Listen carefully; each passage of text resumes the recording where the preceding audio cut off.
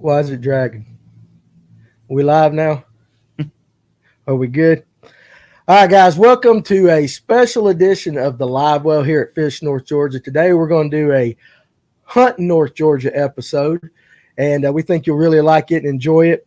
A lot of the guys in the fishing world that we hang around, they also hunt, whether it be turkey, deer, ducks, you name it.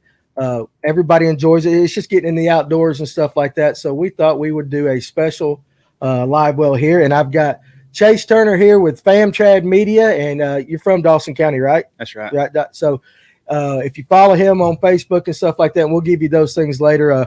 He's always posting some really cool pictures and stuff like that. So we thought it would be deer season's right around the corner. Has dove season started yet? Next weekend. Next weekend. So we thought this would be a great time to just throw one of these episodes out there and just kind of cater to the other part of our community like that. So again, thank you for joining us. If you're on YouTube, make sure you like and subscribe, hit that bell for the notifications. So anytime we put out any content, you will be notified. I guess that's the best way to say it. And also too, with the Hunt North Georgia group, it's on Facebook. Go there and join it. And so we can keep up with you through the deer season and stuff like that. You can post pictures, ask questions, just like you can on the Fish North Georgia group page and stuff like that. So again, first of all, I want to thank our sponsors, Rachel Collins with 400homes.com. If you're in the market to buy or sell real estate, Rachel is the agent, personalized, dependable, and honest one-on-one service. Give her a call at 770-310-0599, or you can email her at rachel@400homes.com. And actually, her husband, James, we're going to do another episode tonight from 8 to 10 over in Fish North Georgia, the regular live well. And James, her husband's going to sit in there. So we're going to rag him a little bit. But again, we thank Rachel for that. Seriously, very cool woman. She can fish, but she's straight up. She works hard. Give her a call if you are wanting to buy or sell some real estate. And we also want to thank Buford Dam Bait and Tackle at 2595 Buford Dam Road in Cumming, Georgia. Guys, listen, Dave and his guys, they're just like us. All right.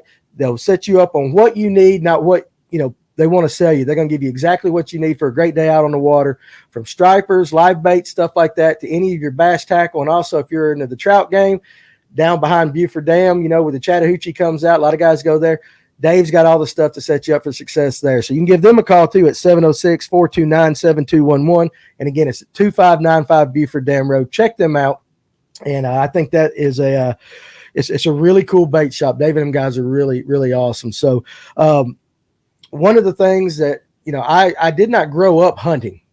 All right. My father was not a hunter. He was a fisherman. So I've been fishing all my life, but I didn't get into the hunting till probably into my 20s. I was not fortunate enough to be raised in the sport. So I have enjoyed it later in life. Looking forward to the season again. Love to not only hunt, but love to eat whitetail, venison, stuff like that. So it's a part of our culture and our lives. And so I'm really appreciative of Chase jumping down here today to just kind of get on camera with us and just kind of get us in the mood for the hunting season coming up and all that. So we're going to get to know him here in a second. We're going to talk to him about, I guess how he got his start in hunting and stuff like that.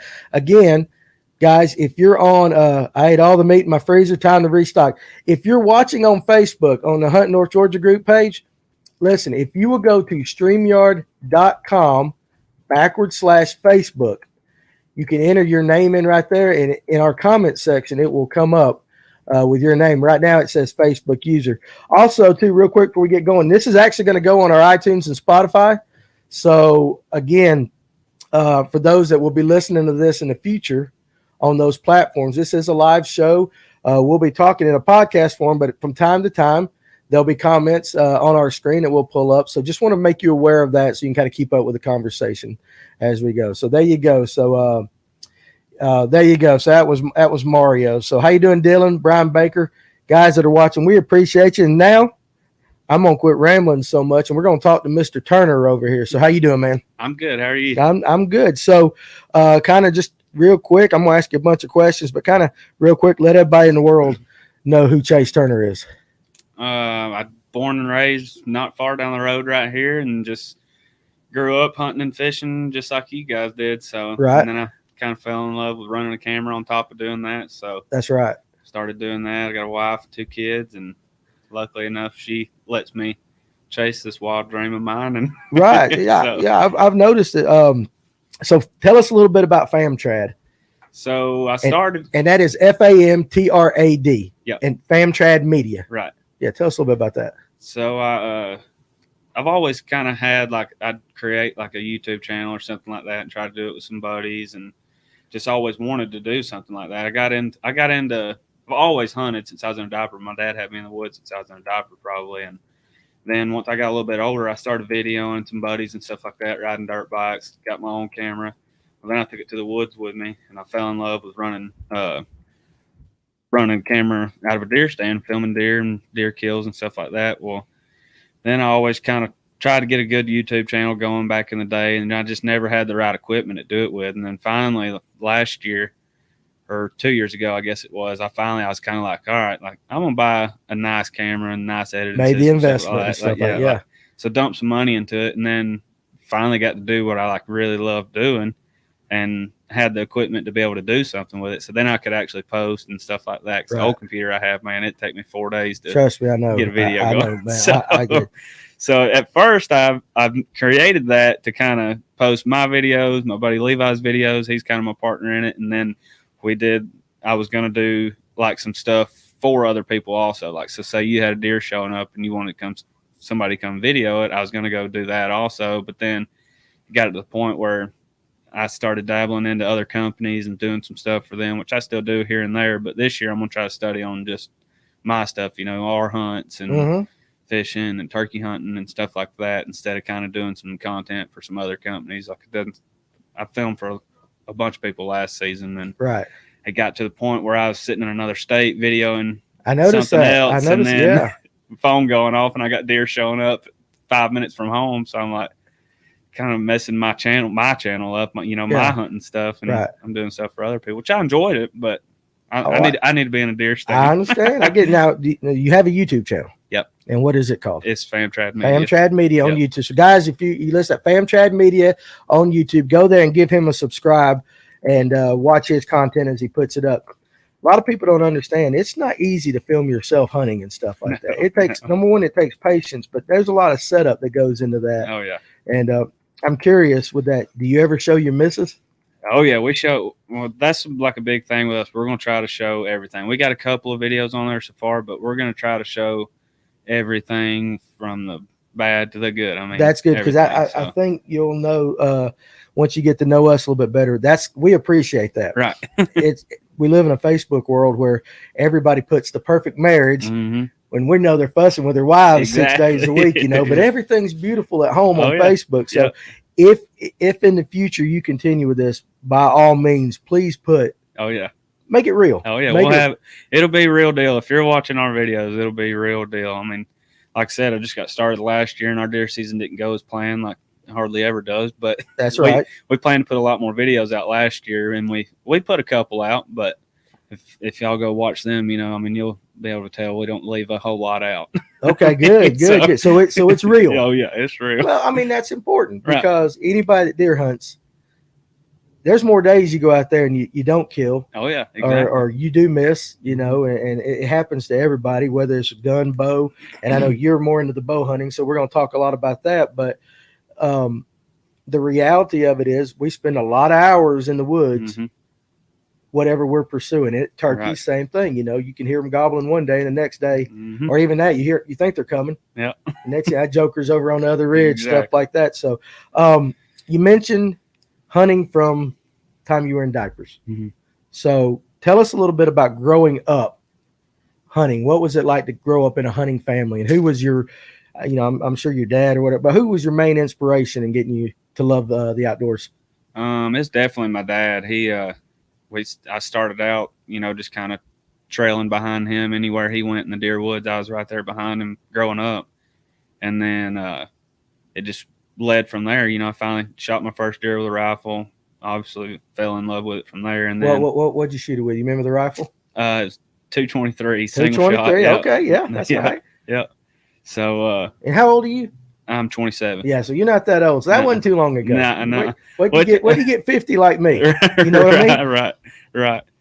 But yeah, so I shot my first deer there, and then shot a couple of deer in between there, and then finally my dad he bought me my first like real bow that I could hunt with, and then I got into shooting deer with a bow, and it was like it tripled the obsession with it. Oh, So absolutely. I took off from there, and then that's kind of how I got into the Suburban stuff we talked about a little bit. Yeah, And we're gonna talk about that. We're definitely gonna talk about that. but yeah, him and my papa, which is his dad, they was all the time had me in a hunting club somewhere down south, and then we had some other land not far from here, and we was all the time. They had me in the woods everywhere, Right. and then it got to the point where whenever I could kind of do some stuff on my own. Luckily, I grew up on a little bit of land at my dad's old house, and it got to the point where if it was in season, I was more than likely hunting it somewhere, whether I had a BB gun or right. No, that's great. Yeah. Kids don't get to do that as much these No, days. they don't. No, I don't know. I just fell in love with the hunting part of it, I guess. Right. I was all the time making a sneak on something in the yard or trying to hunt something, pull the trigger on something. So we got a couple of comments. First, somebody said, when he hunts with me, we don't miss. I'm not sure who that is, but I guess it's somebody you hunt with. And then, hey, Chase, we love you. Love Ash King. Is it Goo and that's Spencer? my aunt and nephews. All right, well, there you go. I'm glad you guys are watching. And again, listen, if you don't get all of this, it's going to be on our YouTube channel at Fish North Georgia. So you can go back and watch it as many times and look at his pretty face as many times as you want to do that. So, but again, that, a lot of kids now, they're too busy with the video games, and we got these backer bugs in here. That's what we call these little gnats everywhere. But they miss it. They don't get out in the woods anymore, and it's a foreign thing to them. So consider yourself lucky that you grew up in that. Oh yeah, I do for sure. Every day I see some kids, and I'm like, boy needs to be in the woods, like in the woods, on the water with fishing fishing rod in their hand or a gun. So, what was it about picking up the bow though that really spurred it for you? Because I've got I bow hunt. I've got my own opinions on it, but for you, how was it? I don't know, man. I just always don't get me wrong either. I love shooting them with the old bang stick too, but that's right. But I don't know. I just my dad got me a nice bow that I could hunt with. I shot that first one with it, and then I don't know if it was just having to be that much closer to them and having to really, really figure it out then. Because now I don't know. I've just fell in love with kind of figuring deer out at this point instead of just the shot, too. Right. So I don't know if it was just that part, trying to figure out how I could get closer to them and stuff like that. But I don't know. It was just like a whole different adrenaline rush for me. And once I stuck that first one with my bow, it was just game on from then. Which I still took a rifle a lot, but a lot of the times my dad, he used to give me hell for it.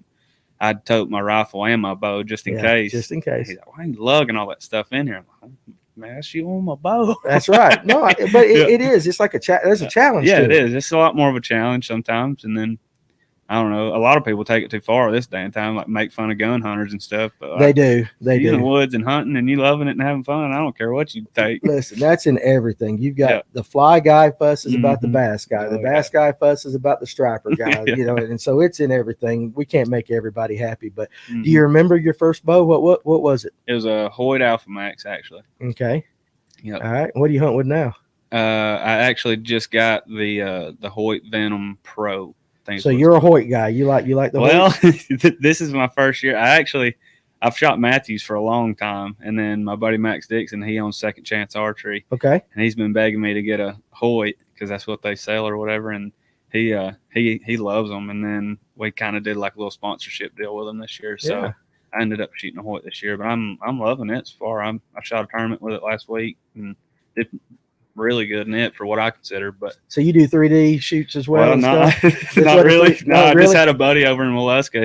He actually has a podcast. Okay. And who are they? Let's go ahead and shout them out. It's Talk About It Outdoors. Okay. Alex Board and them. They just held a big 3D shoot over there and had a couple of businesses over there, had some booths up and stuff like that. So I just seen it on there, and then I went over there and shot it, and honestly wasn't even going to shoot just because I ended up going by myself. And then once I got over there, I ended up shooting it with a buddy of mine, and I placed 9th out of 100, and I can't remember how many shooters. It was 100-something shooters. So you know what you're doing with it. Evidently I did that day. Okay, well, that's right. I have my days. Sometimes I'll group them in there, and then some days I may not hit the bag. I understand that completely. Now, you need to tell them guys too. They're more than welcome anytime they have a shoot or stuff like that to post on the Hunt North Georgia page, just to help get it out there. So say that podcast one more time. Talk About It Outdoors. Talk About It Outdoors. You guys go check them out as well. We want to build everybody up, so that's pretty cool. We got a Facebook user that said, "Hey Chase, again, if you're on Facebook and you don't go to StreamYard and put your name in, which there is the link. Ryan just put it in the comment section again. But if not, throw your name up there because on our screen it just comes up Facebook user, and in that way at least Chase will know who is saying hey to them and stuff like that. So." Pretty much you've grown up in Georgia. So I would say that the majority of all your early hunting was in Georgia. Yep. You mentioned South Georgia. So whereabouts in South Georgia did y'all used to go? We had a club in Wilkes County. Hey, that's where my club is right now. Yeah. You consider that South Georgia? Well, when I was growing up, Dad was all like, we're headed south this weekend. So I call pretty much anything that's not Dawsonville, I'll probably call it South there Georgia. You go. Whereabouts in Wilkes County did you hunt? Shoot, I couldn't even tell you now. I haven't been down there in so long. It was that's a good place, man. It's still good. Yeah, Washington and Warren and all that. Okay, Washington. We're about 10 miles north of Washington. I got you. If that much. Yeah. So I know the area. I just know we wasn't real far from the big motocross track down there. Daytona, or I think that's what it's called. Yeah. But yeah, I hunted there a lot, and then my dad actually he got in a lease in Kentucky, and I hunted it a couple times. But at that point I was still hunting with him for the most part. I may sit 100 yards from him, but right. Which I killed a couple deer up there, but nothing crazy or anything. Right. A lot of people go to Kentucky now. They consider it a trophy state and all that now. Right. But there's trophies here. Oh, yeah. We've got them everywhere. That is a fact. So did you start bow hunting in South Georgia? Because that's a little different than up here in North Georgia because, you're a lot of paper company land, a lot of stuff like that. So right.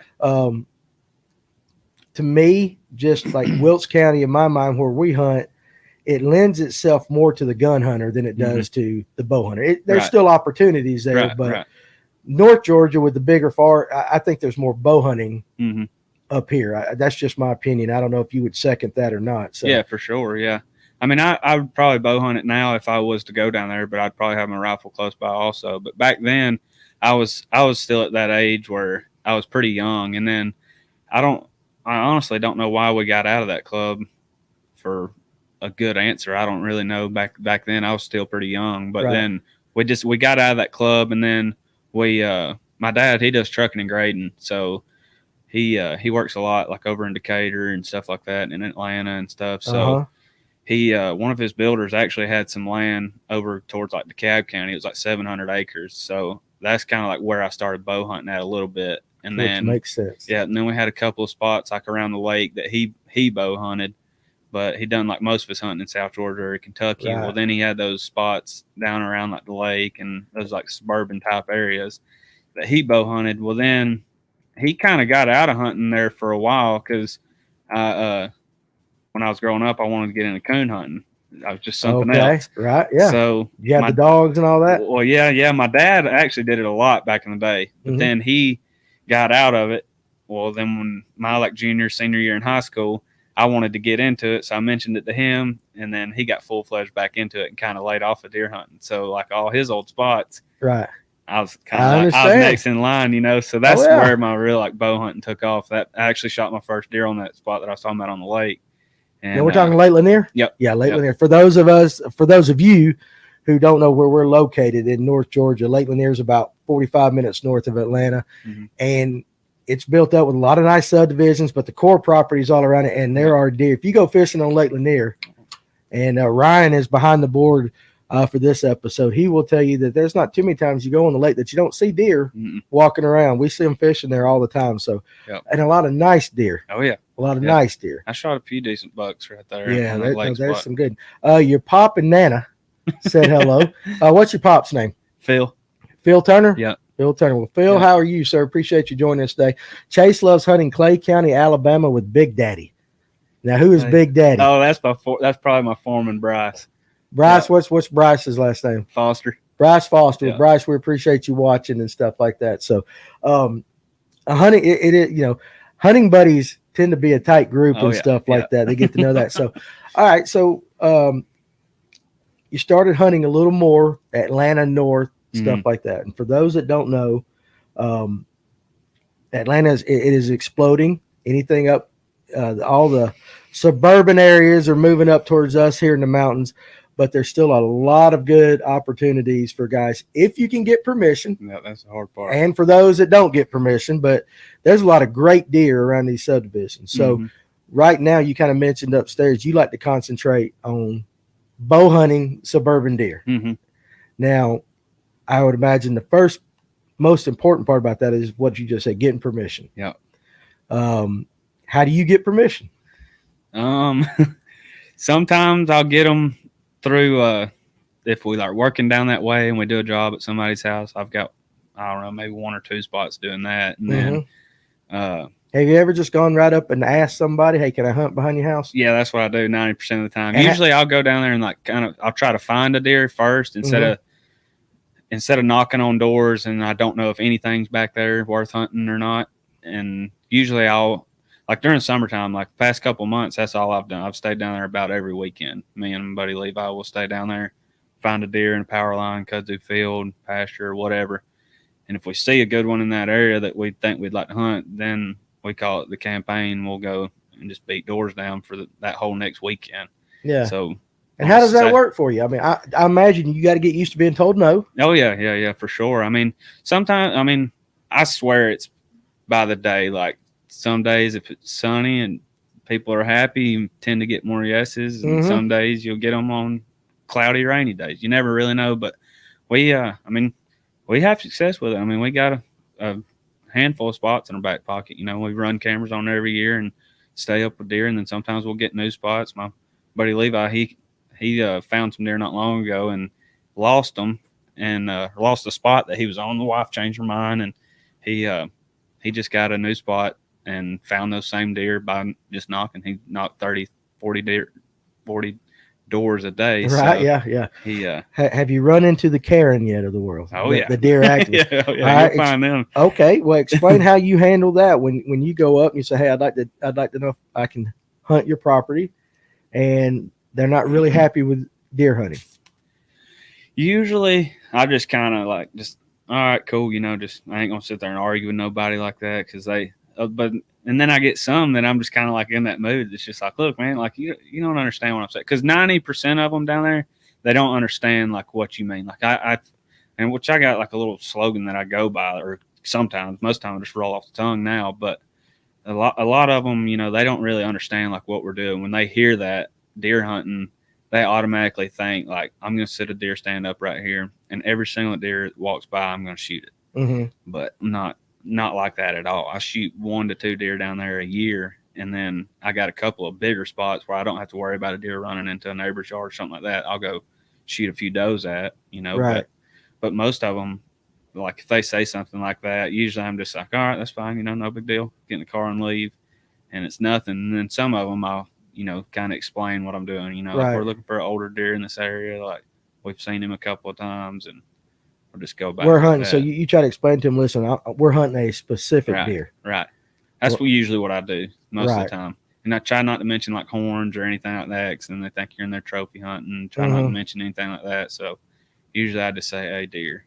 Okay. That I've seen, he's old, something like that. Okay. Try to use the old instead of the. For somebody listening to this that wants to go do that, what's the? I know you kind of mentioned the best approach. Do you just walk up, knock on the door, and just straight up saying, "Hey, I'd like to hunt," or do you have a pattern that you follow, a little speech that you give, or? Sometimes I do. I don't talk about it a whole lot, but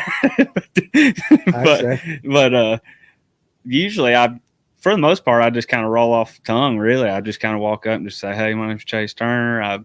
I've hunted this area for however long, and all the time trying to get new spots down here. I've been watching a deer in this area, and just trying to gain access on him. Just wondering if you'd ever let anybody bow hunt right here on this piece of land you got, or something like that." And then we're teamed in with an app on our phones, at HuntWise app.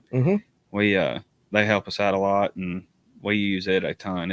You can see property lines, see the name on there, click on it, you get a phone number. So I've got a few spots like that, you know, just calling and then saying, hey, you know, I'll meet you face to face if you're all right with this.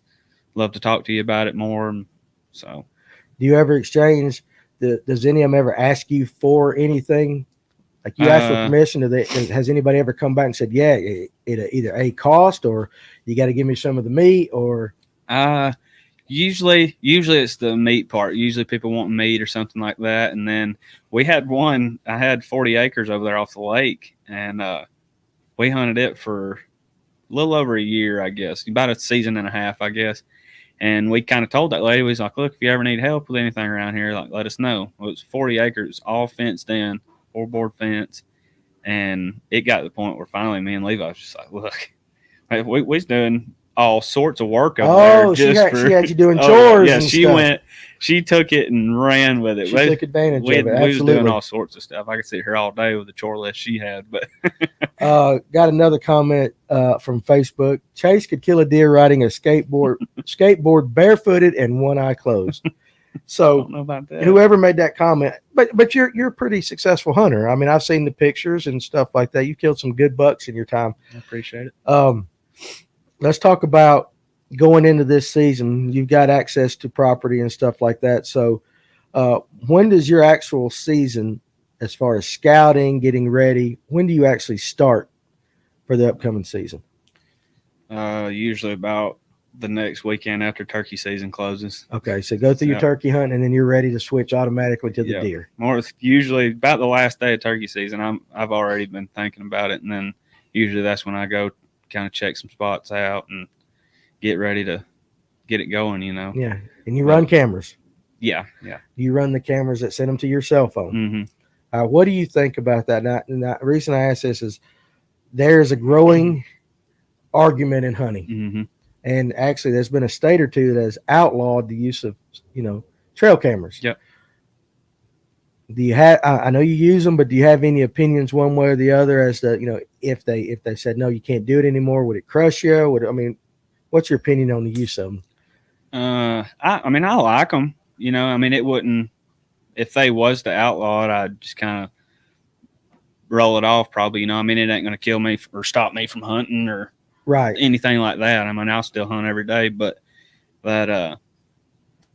my type of hunting, it helps me out a lot just because I do a lot of watching deer from the years past, and then scouting early like this, I kind of keep inventory on a lot of my deer. Every deer that I see through the season, more than likely I've had a picture of it before, or I know which deer it is. And right. If I see a deer from the road in an area I hunt, usually within a couple of seconds, I can name it pretty much. I don't name it, just usually a deer that I shoot, but I keep inventory on them a lot. That's the main reason I like them and stuff like that. And then the ones that send them to you, it kind of hurt me a couple of years ago. Really, I started running those a lot, and it made me not impatient, I don't guess, but I got to leaning on them too much. Mm-hmm. Like I'd be sitting in one stand and have one go off a few miles down the road, and I'd be like, damn, I need to be over there.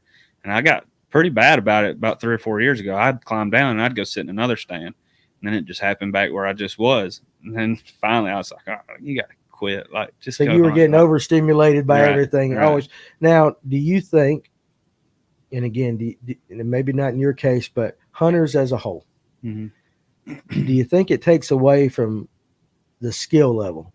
Because you said, if they outlawed them, it wouldn't bother me. And you've grown up in the woods, but say somebody's just got into hunting and all they've ever known is these new trail cameras, mm-hmm.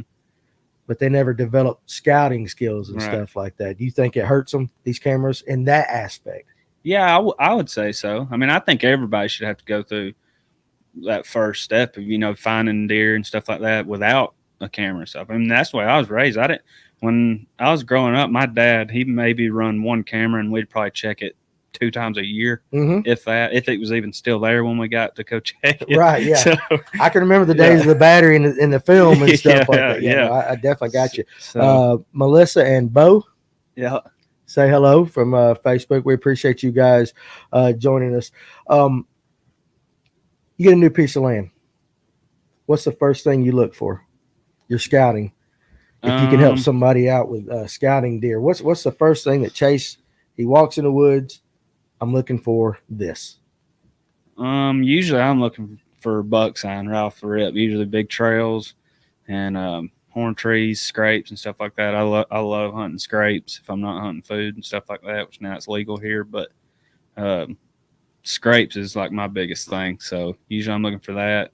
And then just like those suburban patches, they're so small, you really can't mean, you can scout them, but they're so tight. You usually 90% of the time you're just gonna find a heavy trail that they're using through it, if they even are, and then 90% of the time you're gonna be hunting them over a bait pile unless you find you a good funnel or something like that. Which that's why I like hunting a lot. It's those big funnels that pinch in between those neighborhoods and stuff like that. And then on like big land, I'm gonna find like a big hardwood flat that's dropping a bunch of acorns and stuff like that, or find scrapes, horn trees, a lot of buck sign, and usually that's where you'll find me at. Okay. No.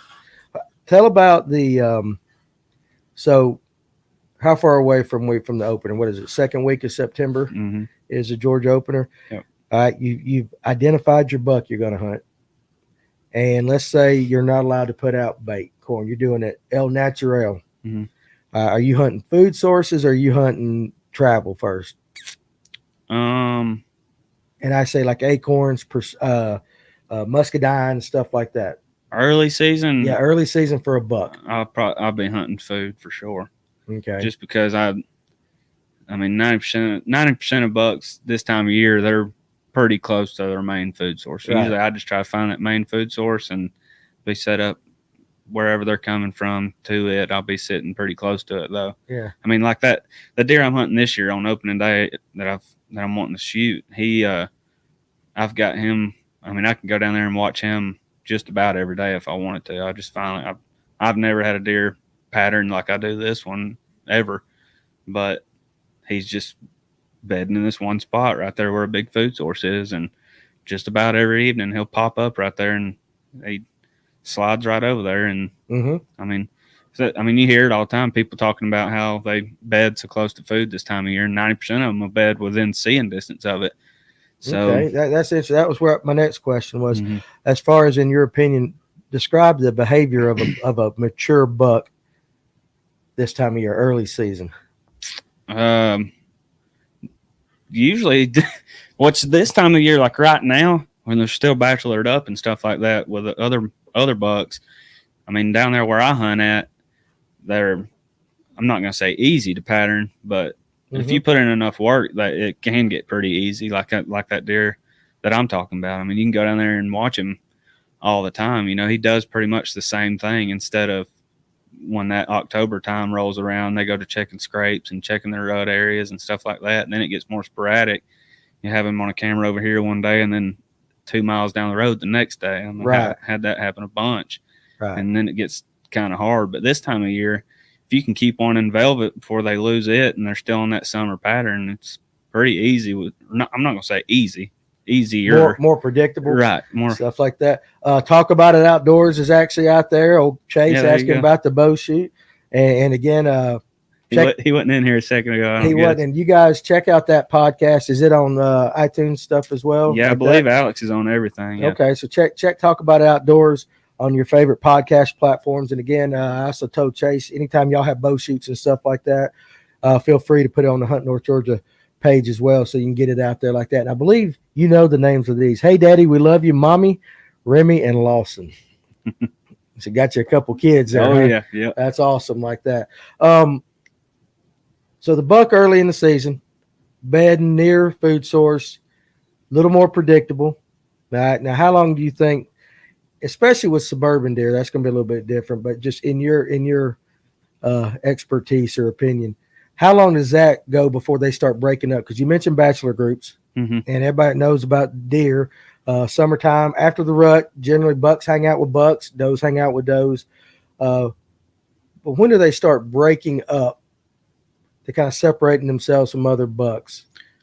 I notice it a lot. I mean, right before season. And then I got some deer that are just weird. I run a pretty good bit of cameras, so I see different the way different deer act and stuff like that. Like I got some deer that come middle of September, early September, they vanish and go 2 or 3 miles down the road, and I'll find them on another camera down there. And then I got some deer that'll stay right there the whole entire year. They may get a little bit less.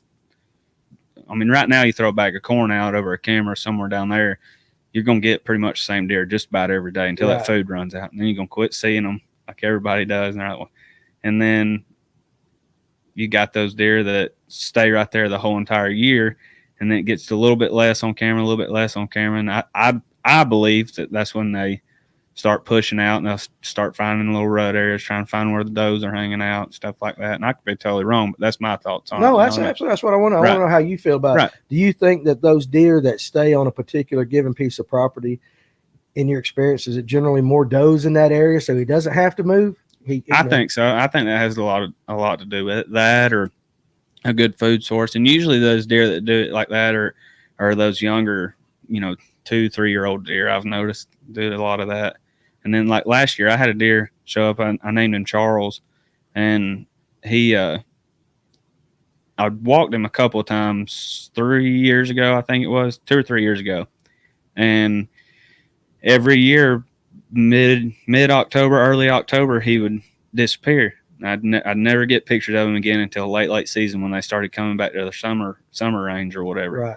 And then last year, I actually got a spot probably about 1.5 miles, 2 miles down the road, I'd say, through the woods, and was running a camera over there. And he actually showed up over there late season. And then that's when I kind of put two and two together. I'm like, all right, so this is where he's been going every year. Right. When he disappears, and then. And so, but using the technology to help pattern the deer. So that's pretty cool. The suburban deer, again, in the rut. So now we're getting closer to the end of October, stuff like that. And the bachelor groups have broke up. Do they run as far as, say, up here in North Georgia at Dawson Forest or down south on any, what is their range as far as during the rut? Do they travel as far in your estimation?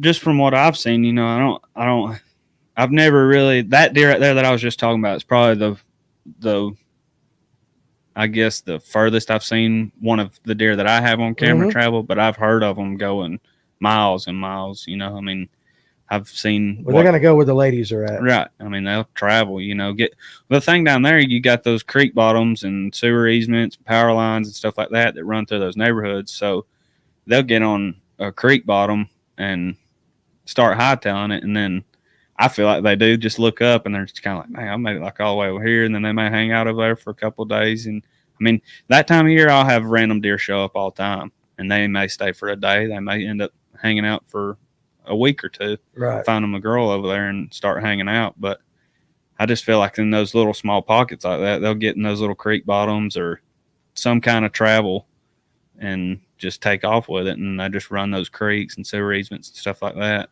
Just take it as far as they can go. Yeah. How about when you're approaching a small piece of land? How important to you is the wind? Do you play the wind? I know we used to hunt a spot down in Roswell years ago to where the only time you really could hunt it where the wind was in your favor was if it was an east wind. Mm-hmm. If it was an east wind, you always saw deer. Any other type of wind, it was very sporadic. Mm-hmm. And so we just knew, at least in that, the way that the geography of that plot laid, that was the only way we could do it. But how about, in the places you go, do you believe in it, or you just try to stay scentless? What's the wind to you? I believe in it, but I won't let it stop me from hunting, I guess is what I'm saying. Yeah. If I know for a fact that deer's bedding right here a lot, and my wind's blowing right into his bed, and I think that's where he's going to come from that day, then I probably wouldn't. I'd probably switch it up or something like that. But usually, man, I hardly ever pay attention to it, really. Do you have multiple stands on each property, or do you use lock-ons and stuff? Are you bringing in climber? What are you doing? Yeah, a lot of times I'm hunting out of lock-on, or I started saddle hunting a little bit last year. And then. And how was that? You like the saddle? I do. I like it a lot, especially for stuff like that or public land stuff. And we're working with a company called Cruiser Saddles this year, and I've sat in one of them. I'm supposed to have one coming here soon, and I really like them. They're Cruiser Saddles. Yep. You need it when you get it. You need to post and let's see how you like that. I definitely got a question for you from Facebook. What's the scariest moment in the woods that's ever happened to you? Now you've had a lot of moments in the woods, and I don't know if you know who that person is that's asking that question. Scariest moment? I don't know, man. That's hard. I've had a lot of them. Last year, I kind of got a little spooked out, I guess. This is probably not the scariest moment, but right off the top of the head that I can think of, I was turkey hunting up at my dad's house, and I'd walked into one gobbling on the roost, and then all of a sudden he just kind of shut up, and I couldn't figure out what it was. Well, I was sitting like on a little I was halfway down a small little knoll right there. On the other side of it, I could hear something stomping, so I figured it was him. He done flew down and beat me there and was stomping coming in. And I seen some black stuff through the woods there. And next thing I know, it's two cubs running at me and the mom's behind them. Oh, yeah. Well, I was kind of like, I don't want to jump up and straight scare them, but they're coming right at me. They get within like 25, 30-ish, I guess. And finally I was like, all right, that's a little too close. I started sliding up the tree. I was sitting down.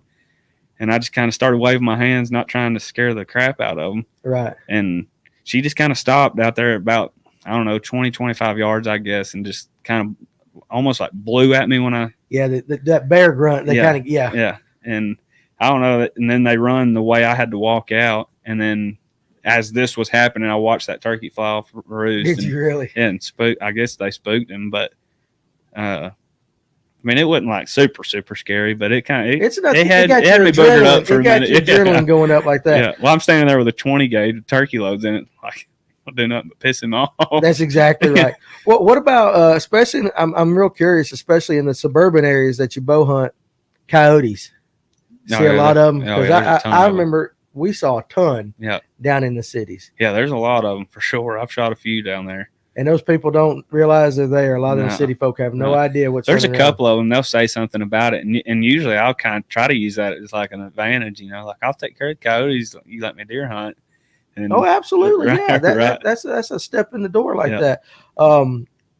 Any issues like walking in or coyotes coming in on you while you're hunting, stuff like that? No, I've never really had a problem with them messing with me or anything. I've been sitting there before, and they light up, start howling not far from you. It'll send the chills up your spine. That is, they're worthless creatures. I shouldn't say but they're the prettiest things in the world to listen to when they get yapping and howl, especially in a good pack. Yeah. Do you think that they're affecting negatively the population, at least in the suburban areas, or do you think they've got enough stuff to go after that they don't mess with the deer? I do and I don't. I've seen them before with a deer in their mouth or something like that, a fawn, early season or something. But there's so many deer down there, man. It's so overpopulated in some of them areas that I don't think it really hurts it. But I mean, it for sure has puts a dent in it, but I don't think it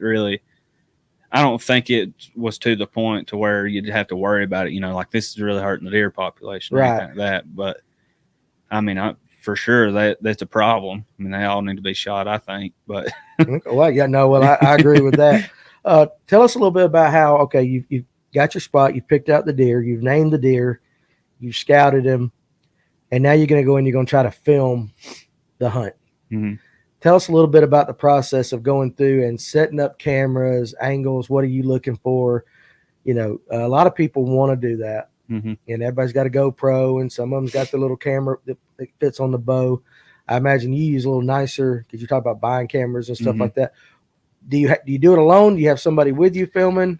It just depends. Like a lot of time, like if I have a deer showing up a lot, Levi, my good buddy, he can run camera really good too, and he'll if I have one showing up and his cameras are kind of slow right now, or his deer isn't working with him or whatever, he'll come film me. And then this year it'll be a lot of the same for him. He got a few spots down there close to me. The spot he hunted last year, he wasn't allowed to take anybody, so he had to self film a lot of his stuff. But this year, me and him are going to kind of trade off, and then he's got a camera guy that's going to help him opening day, and then I'll probably be self filming mine because the spot I'm hunting is so tight. I don't want to hang lock on and stuff in there, so I'll be saddle hunting it. But how do you set your camera up? What are you looking for? Usually I'm right-handed, so if I'm self-filming, usually I try to set it up off my right side just so it's right here, hold my bow with my left hand. I'll run it up there and kind of follow with the bow, and then usually if I'm self-filming, like I said, I'll try to jump in front of him a little bit if he's walking, and then have it recording, and then as soon I'll kind of watch it once I draw back. As soon as he walks in the frame, I'll try to stop him, just like you see on TV, and then give him a little whistle or whatever. Yeah.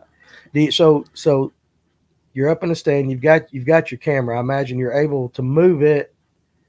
You see the deer coming. You can kind of move it, and you say, okay, he's going to be here. Mm-hmm.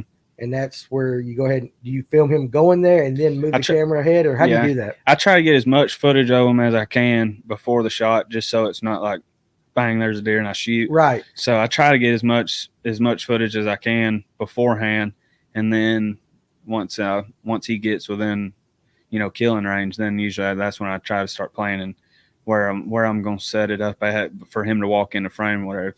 If y'all watch the video on my page from last year, the deer I killed, the day that I killed him, I hunted that morning. I went in late to work. I understand. No, I understand. I do that here. Yeah. Or leave a little bit early. Yeah. I understand. No. So I went in a little bit late that morning, and the deer that I shot that evening, actually, I drew back on him.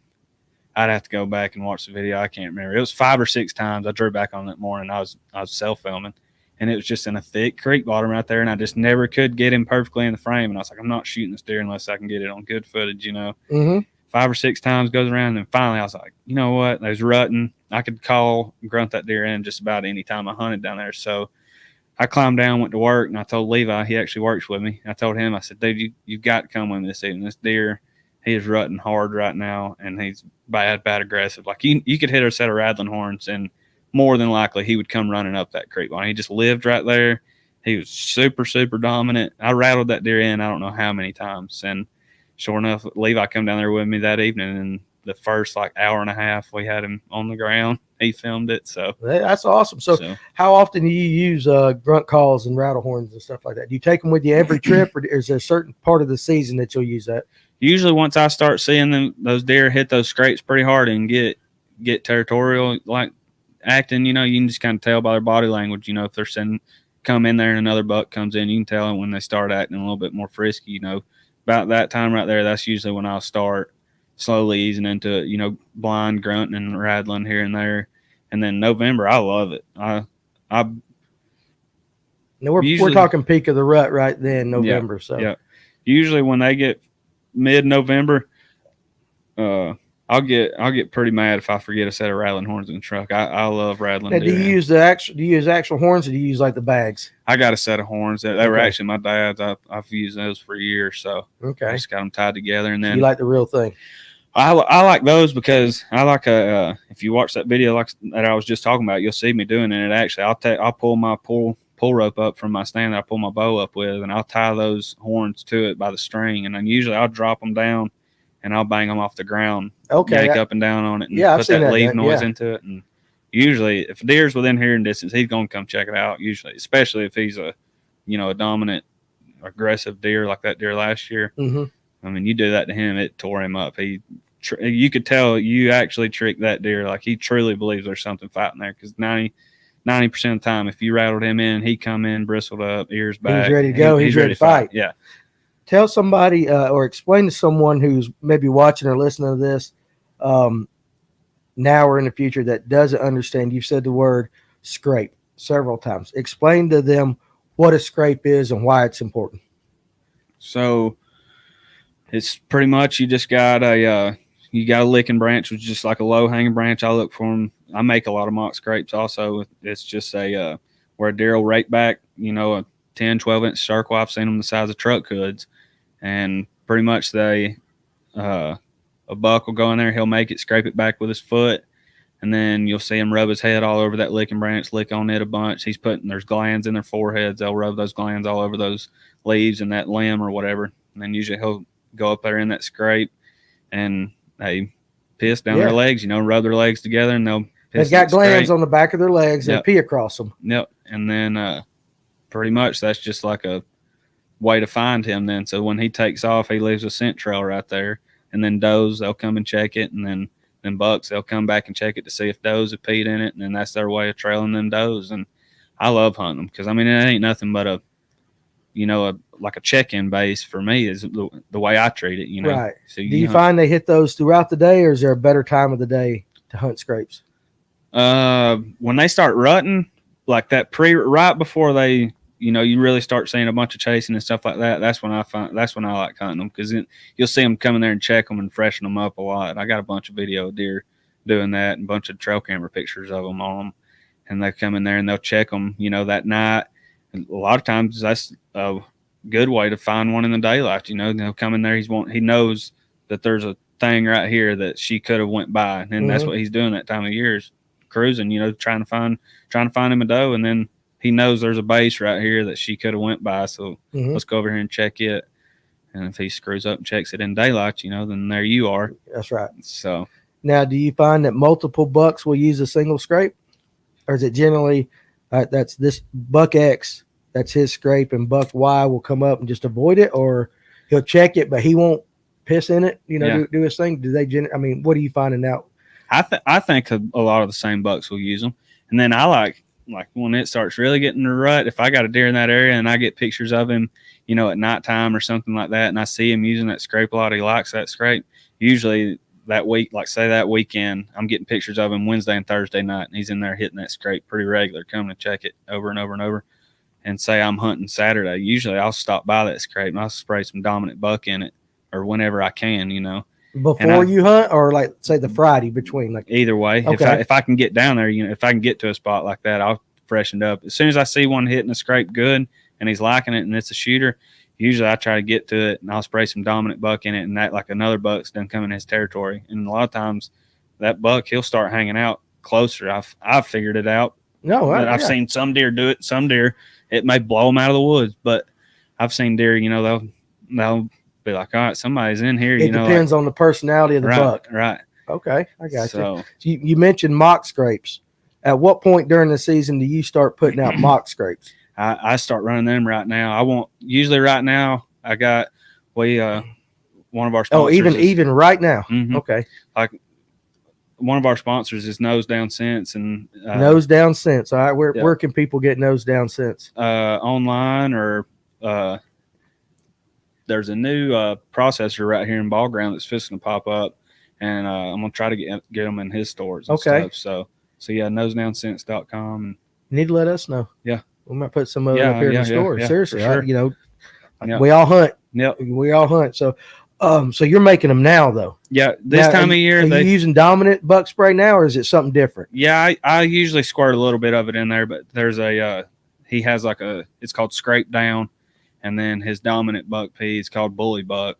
So usually, like right now, I'll just run that Scrape Down. I'll spray it on the leaves and in the scrape a little bit. And then usually I'll put like a squirt or two of that Bully Buck in there. And then once I start seeing them start rutting a little bit, getting them more territorial and stuff like that, that's usually when I'll start putting, buck and rut in there, doe and estrus, stuff like that. And then that'll start mixing it up a little bit. This time of year, I mean, you'll see some deer hit them, but usually they're just playing with that licking branch and just smelling other deer there, But it's still, I mean, it's the same thing. They'll hit it like that. But that mid-October rolls around, you'll start bang, bang. I'll run a camera just on a scrape, and they'll tear them up sometimes. That's another thing too. You got to have them in the right spot. I've put them out before, and deer won't even touch them. And I've put them out before, and they'll have them as big as this table right here wore out. Now I'm gonna ask you a question that people have a lot of opinion on. Doe estrus. Mm-hmm. Do you use it? And if you do use it, how do you use it? I usually use mine in a scrape, and that's about it. You pour it. You apply it directly to the scrape. Yeah, I'll spray it in that scrape, and then if I have a spot, so a bunch of my spots, I don't have 50, 60 yard walk, and then some of them I got a couple 100-yard walk. But those longer walks, usually I'll spray some on the bottom of my boots or something walking in. Okay. And hope he don't find me before I get in stand. Right. Now, do you wear rubber boots going in? Yeah. You're a big proponent of rubber boots for scent control, or is that just what you wear? Just usually what I wear, yeah. Okay. During this time, do the bucks abandon the feeders? I know, and a lot of people run feeders year round. Mm-hmm. A lot of guys hunt over them. Okay, whatever. But when you're chasing a mature buck and you're getting into the rut, do you still, I guess, how much does the feeder play into your mind, or you're off looking for these scrapes and stuff?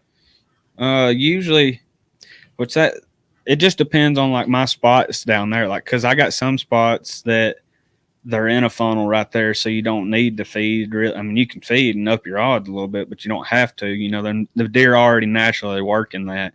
And then I got some spots that they have no reason to come up there if you don't have feed there. Like I got one spot, it's like 4 or 5 acres on the edge of like 100-something acres that City of Atlanta owns. Mm-hmm. So it's all the way up here at the top corner of it. So the deer really, I mean, they'll travel through it every once in a while, but they have no reason to come up there or anything. So usually I'll run feed there all year round. So Yeah. Get them in that area. Right. And get them in the habit of being up in there. Right, because I can't hunt the Atlanta property, so usually I'll feed right there, keep a feed station right there, and then I got a spot not far from there that they use on their own. They'll pass through it in the rut looking for does. It just holds a lot of does right there too. So you just let the deer dictate right what they're doing as to whether you need food there or not. Right. Do you hunt stuff like, of course I know in North Georgia, especially, on your bigger tracks, stuff like that. Well, even everywhere, if you can find the hardwood trees that are acorns and stuff like that, you hunt that. But stuff like muscadines and stuff like that, does that play into your strategy any at all? Yeah, I mean, if I find a good muscadine vine or something like that, usually I'll throw a camera on it or something. I got a spot over there that it's got a bunch of muscadines and a couple apple trees, and I'll run a camera on it. But usually down there's so many people feeding in the woods. Usually, I mean, they'll eat it, but it ain't like their main food source, I guess. They're still going to eat that bag of corn that's a couple 100 yards through the woods, whether it's me feeding it or somebody else, Right. So it's hard for me to pattern one on something like that, I think. I mean, they may have one that they may have a favorite apple tree or persimmon tree or something like that, and they hit it a bunch, but I've never had much luck on it down there. Okay, no, that makes sense. Right. How often do you find that these city folk are feeding these deer? Shoot, that's a bunch of them. You see feeders and stuff in their yard all the time, and then I couldn't tell you how many doors I knock on, and they say, "No, we feed them. They're our pets, or we feed the deer. We like watching the deer, something like that." So a lot of people feed them and just to feed them and watch them, So, right? Yeah. So they got food everywhere. Right. No, it makes sense like that. So let's say you got a guy who's brand new to hunting. What is the best thing a brand new hunter, in your opinion, can do to get started? Let's say with bow hunting. We're going to stick with bow hunting. What is the number one thing that hunter can concentrate on? And then I'm just going to go ahead and tell you the next question. What is the worst mistake a new hunter can make? Especially when it comes to bow hunting, suburban deer, whatever. What do you think? What's the best thing they can do? What's the worst thing that they can do? Best thing is just practice as much as possible with your bow. And how often do you shoot? I try to shoot at least 3 nights a week if I can. Okay. If not more than that. Right. And I try to stay on top of it. But I find a lot of people that they buy a bow and shoot it 5 times in the backyard, and they're like, "We're ready to rock." And the next thing you know, you got an 8-pointer running around with an arrow stuck out of its ass running through the neighborhood. Yeah, no, for sure. So I think a lot of people don't concentrate on that enough. And that, and just don't get bored. Have fun with it. Don't go out there and expect to shoot a 160-inch deer the first weekend and get mad about it. You know what I mean? Just go out there and have fun with it. That's what I tell people. Don't make it a job. It's like me and my buddy Charlie was talking the other night, and he's like, "Man, I want to do this," because he's kind of partnered with us too, and he's like, "I want to do this, but I don't ever want it to turn into a job. Like, I promise you that won't happen. Like, we're gonna hunt and have fun." Right. Yeah. Well, I mean, and even if it does turn into a job, there's a difference in going to a job you don't like and a job you love. Right. Big difference. That job you love don't seem like a job. Trust me, I experience that every day. Right. I've done the other stuff. I love what I'm doing. So basically, the best thing they can do is practice. Is that also the worst thing they can do is just not practice, or what's some other mistakes? Well, that, and because we're wanting to help people, right? So well, that kind of goes back to the other thing that I said too, is just don't get down and out about it when you're not successful. I mean, just you got to figure it out. It ain't like it's like riding a bike. You ain't just gonna hop on one at 3-year-old and just start cruising along. You got to figure it out, have fun with it. Don't get mad just because you're not out there shooting 160-inch deer like you looked on Instagram and old Jacob over here, or whoever's done killed a big one this weekend. I know exactly what you're saying. People, do you have like a competitive kind of thing going on with Levi and these guys? I mean, do you try to outdo? Good spirited. I'm not saying, but you try to outdo each other. I mean, not. Or do you rag each other like, "Man, I can't believe you missed that deer"? Oh yeah, now that a bunch of that goes on. Right? Yeah, absolutely. Yeah. There's a bunch of ragging going on and stuff like that. But for the most part, man, the crew I hunt with, man, it's all fun and games. I mean, we may give each other hell. Like you Oh, you got do. a horseshoe Yeah. up your ass. Absolutely, Blah, blah, blah. absolutely. But for the most part, man, the guys I hunt with, I see a lot of people out there that's like gets mad because so and so shot this, gets mad because they shot this. I had that deer on camera, blah blah blah. Man, I don't care if you shoot a 3-pointer tomorrow. If you got a smile on your face about it and you're happy, so am I, and that's the way we all are with each other. I'm so glad you like that. Yeah, I'm all for trophy managing Yep. stuff, but I can't stand the Mhm. guy that beats down the guy that shoots a spike, you know, Yep, that wants yep. to take it home. And That's eat probably my biggest hunting pet peeve is people. I see it all the time on these Facebook pages. Sometimes, somebody, old boy will post a picture in there. He's like, look what I got on camera this year. And you got people that just automatically just like go to, like, don't shoot that. That's a 2-year-old. Like, if he wants to shoot, what does it matter to you? You know what I mean? I mean, who Oh, trust cares? me. If he's happy with it, let him shoot it. Yeah. You know. Is that Josh coming in? Oh goodness, we're at the store, guys. You'd be amazed at some of the noises that happen here at this store. This little studio down here in the basement. So I don't know if y'all heard that, but anyway, that's just the way we roll around here, man. It happens. Right. You got to flow with it. Heck yeah, Just got to flow with it. I was sitting here thinking the same. You're talking about that. The same thing happens with fishing. Mm-hmm. Guy posts a 5-pound bass, and if he wants to take it home and eat it, take it home and eat it. He caught it. But Right. boy, you get those guys that come out of the woodworks like fast. Oh yeah. And I just I don't really understand why people feel like they got to rain on somebody else's parade. So I'm glad that you're not like that. Oh yeah, we call it jealousy a lot of times. I mean, but just some people, man, they just think different, I guess. But I couldn't ever go up to somebody and be like, "Why'd you shoot that?" Right. Oh no, absolutely. I understand. I got a comment from Facebook. Yeah, that 8-point running around with an arrow in it made us look bad down there. Still don't know who did it. So evidently y'all experienced that. And I've seen that. Oh yeah, I've seen that. I've hunted with and been in the woods, and a deer come by with a terrible limp. The arrow might not still be in it, but you can tell somebody took a shot. Mm-hmm. I tell you what, let's go this way. When you're sizing up to shoot with a bow, what's the best shot you can take, and what is the one shot, whether it's quartering away or whatever like that you will not take? Best shot, of course, just straight broadside as I can get him.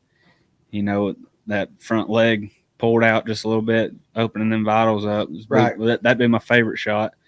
And then least favorite shot is quartered to pretty hard. Right. I lost a deer like that 2 years ago, and I just rushed it. Shouldn't have shot at all. But he come in. I was actually hunting on the ground, and he come in to a set of rattling horns, and I shot him at like 12 yards, quartered to me way too much, and I hit him high shoulder, pretty much base of the neck almost. I was just gonna try to run it up in him, and never did find him. Which he actually come back. He's back this year,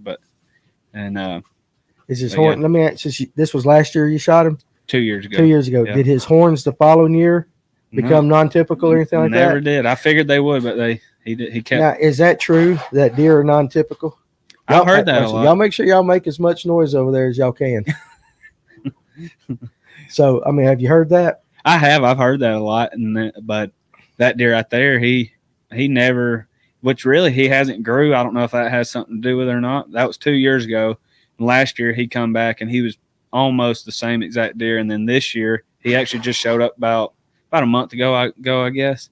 And he's pretty much the same deer this year. He may have put on 10 inches, if that. And he's a 5-year-old deer. But I've heard that a lot. Shoot on the left side, the right side will grow crazy next year. Yeah. I don't know. Do you age your deer after you shoot them? Usually I let my taxidermist do it.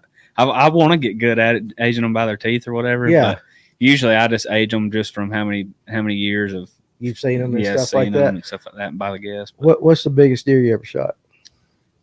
Score wise? Sure. Score, body, what I shot one probably 3 years ago. He was 138 with a bow, and he was just a straight 8-pointer. 138. That's an impressive deer for an 8-pointer. Yeah. And that was a Georgia deer. Mm-hmm. What's the coolest place you've ever hunted? Coolest place I ever hunted? Deer hunted? Yeah. Deer hunted. And you can say turkey hunting and stuff like that after, but deer hunting first. Deer hunting was probably that land that I had in DeKalb County with my dad. It was Georgia hunting, 45 minutes from the house, but it was like you was hunting something out Midwest. It was just bugs everywhere. It was a piece of property that had anything on it. If you wanted to hunt it, it had it. Gas lines, power lines, pine thickets, oak flats, river bottoms, creek bottoms, it had it all. It was just a cool piece of property. Right. Old piece of property, and it was a cool place to hunt for sure. So let's say turkeys or something like that, because you said deer hunting, like, so you've been somewhere with turkeys and stuff like that, or anything else. Turkey hunting, I went to Nebraska last year on a last minute trip, and that was one of the coolest places I've ever been. I could live out there. In Nebraska? Yeah. Really? What was special about Nebraska? I don't know if it was just because it was different to me. I've never been that far west or anything, so it was just, and then just the way I hunted out there was just straight up my style, just run and gun, and it just, everything about it out there, I fell in love with it, really. Right. So, okay, no, that's pretty cool. Just a cool place. Which do you like better, deer hunting or turkey hunting? Deer hunting for sure, just because of all the work that goes into it, and when you kill one, I'd rather be holding horns than a turkey. But the way you hunt turkeys, I guess I like a lot more. You calling, talking to them, figuring them out, and stuff like that, and the more on the go, I guess. Right. I love that run and gun style hunting. That's why I like that Nebraska trip so much, just because the whole time it was just, we was there for like 3 or 4 days. I left, figured out that I could go out there for pretty dang cheap on like a Wednesday night, and I left Friday morning, jumped on a plane, and went out there and stayed for like 3 or 4 days. And it was just that straight running gun type hunting. I had nothing on the brain but shoot a turkey this week. Right. And it was just, I just like that style, just wide open, nothing roughing it. I know some guys that fish that way. Right. You know, that they're actually sitting right over there. They like that running gun fishing and stuff like that. All right, so getting a little closer, had you a little over hour.